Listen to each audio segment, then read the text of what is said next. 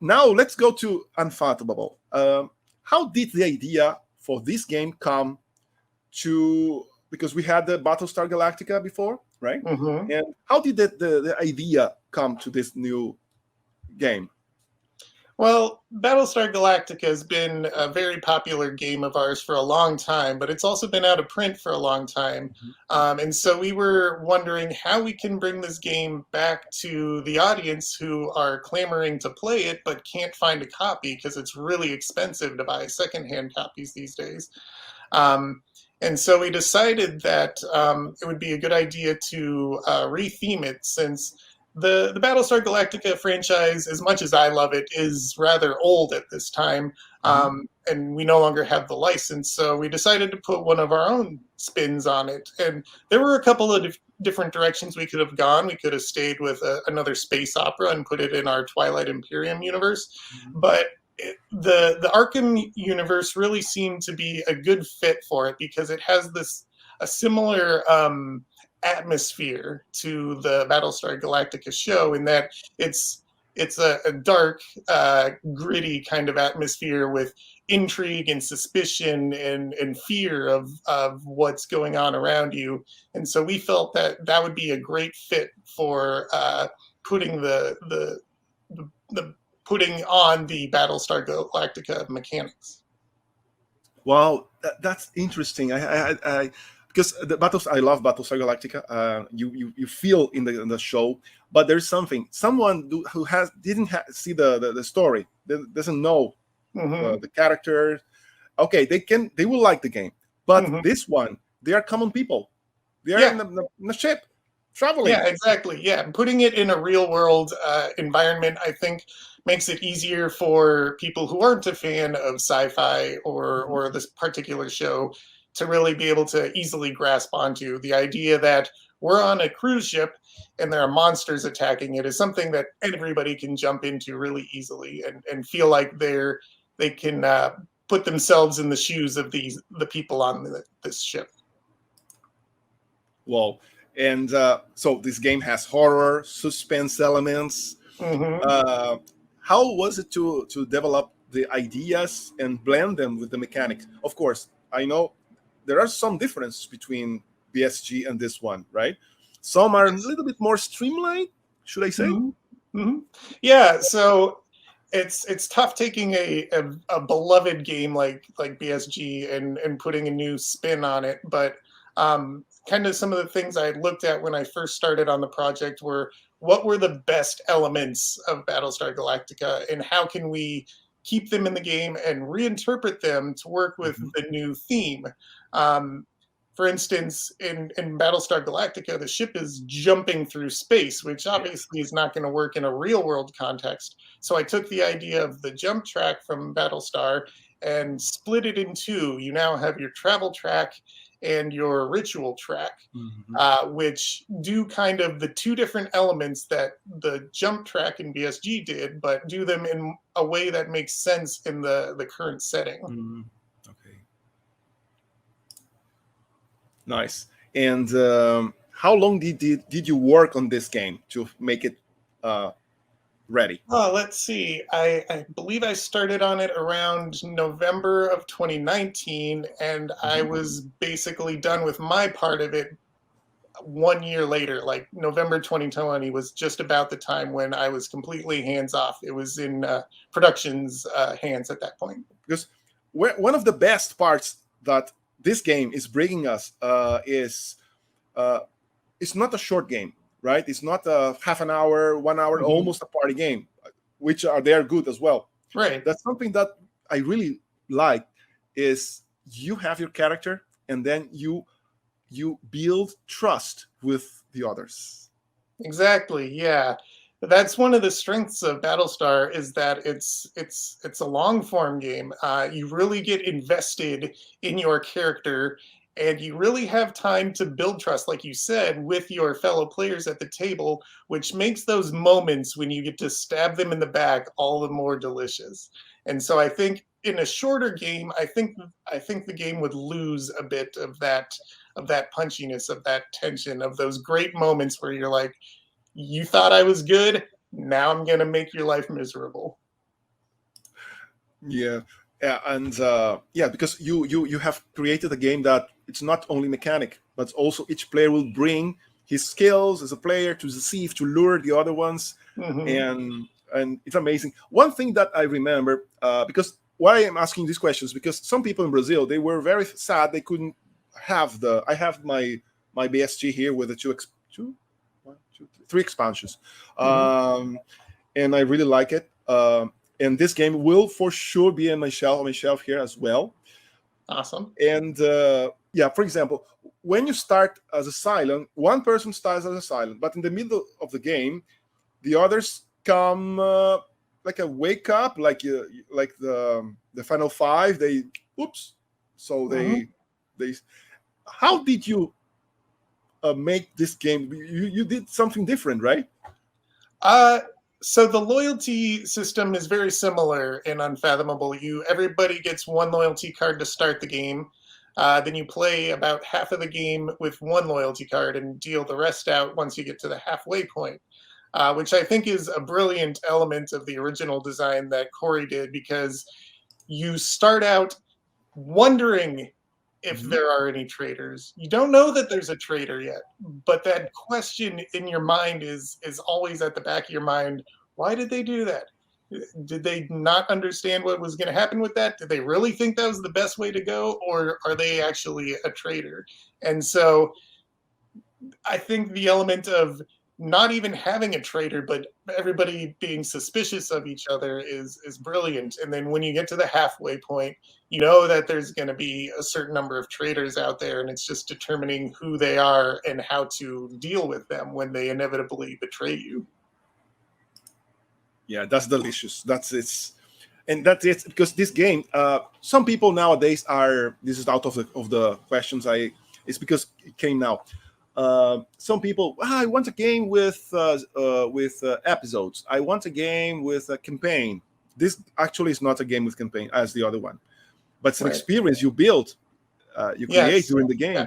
Uh, Yeah, After that there game, are kind of two schools of thought on, or not really schools of thought, but there are two directions you can kind of go. You can go with a scripted narrative, which is Mhm. what a lot of campaign games are, or you can go with emergent narrative, which is what Unfathomable is, where the story that comes out of the game is really the story that you put into it, the idea that you may have drawn these crises early, and then your friend happened to do something suspicious and you weren't sure, were they the good guy or are they the bad guy, until the second half when it turns out that the captain had been the traitor all along and had thrown that suspicion. So the idea that the story of the game emerges from the gameplay itself.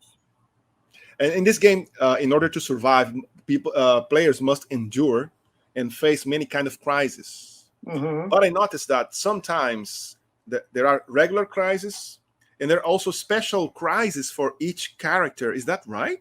Yes, yeah. So this Oh. was a new element I wanted to add to the game. And really, the idea for this came out of a decision where, so in Battlestar, you've got every character has a good ability, a negative drawback, uh, and a one per game ability. Originally, I had characters with negative drawbacks on their character sheets, but I was really finding that they were easily forgotten and often didn't have a huge impact. So instead of having the kind of storytelling moment of having this drawback on your character, I decided to flesh out the characters better by putting in one crisis into the deck for every one of them. And so when that crisis comes up, which it's not guaranteed to come up every game, but when it does, that's a big deal. Those are all really bad for the players.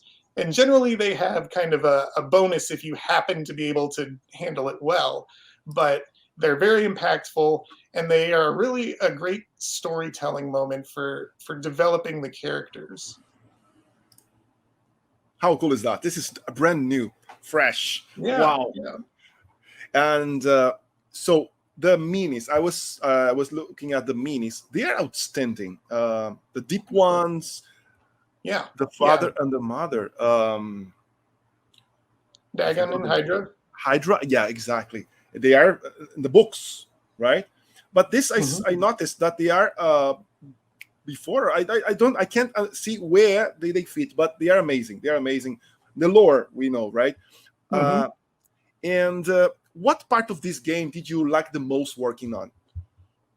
That would probably have to be designing the characters. We have 10 brand new characters for this game. And the reason for that is a couple reasons for that. One is that the game takes place about 10 years prior to all the other Arkham horror games. So it's kind of in the past as far Mhm. as Arkham is concerned. And so we didn't want to decide whether or not the ship actually reaches land in canon. And so none of the crew, nobody can basically make it off the ship alive or be guaranteed to make it off the ship alive. Um, and the other reason that we came up with brand new characters was that we wanted the characters all to have kind of shady things in their past that made them believable as hybrid traders, but also made them as perfectly believable as humans all the way through, in case your loyalty happens to be purely human versus being a traitor. And so creating these characters with these nuances, these shades of gray in their background was a lot of fun. And I spent a lot of time researching the backgrounds for these characters, coming up with because they're from all different parts of the world, and so I had to do a lot of research to make sure that they were true to history and very authentic characters. Wow. And about that, have you read any Lovecraft book or novel or short story? I've read a little bit. I haven't read a whole lot. I did a little bit of kind of skimming through a number of stories just to find pieces and different references I could make on Mythos cards. Like there are a couple of references to different Deep One cities and things like that. Um, I took a lot of inspiration from a lot of our other Arkham horror games.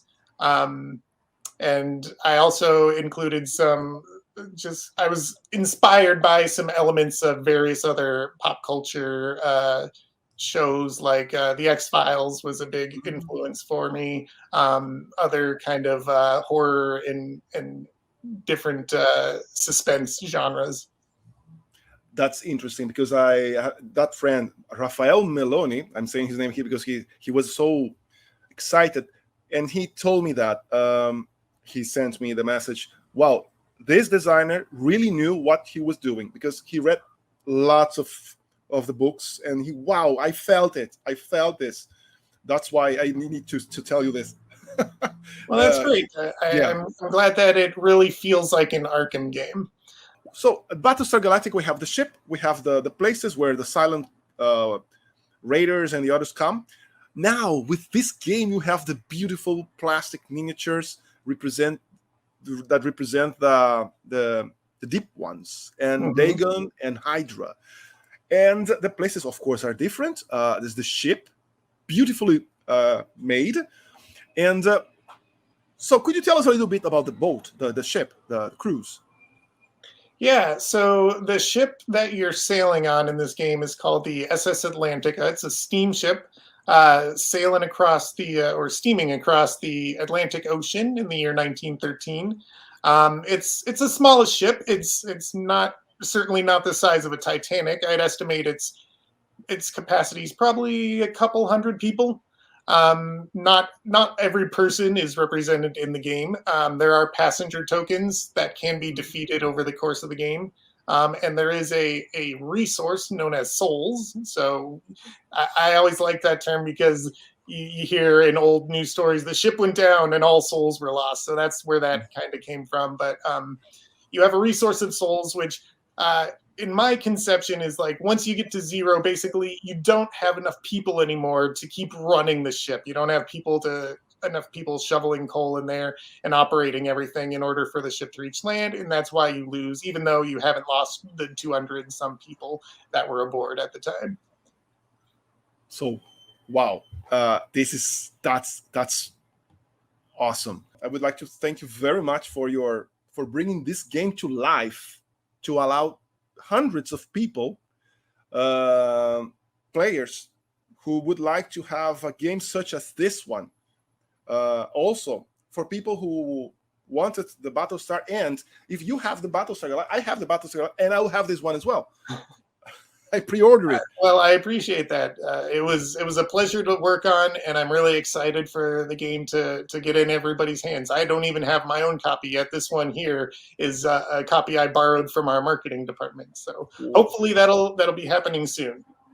Oh, nice. Yes, and in Brazil, we are waiting for the release of this game. I hope soon, because this pandemic is not over yet, so it takes a little bit longer than supposed to be, right?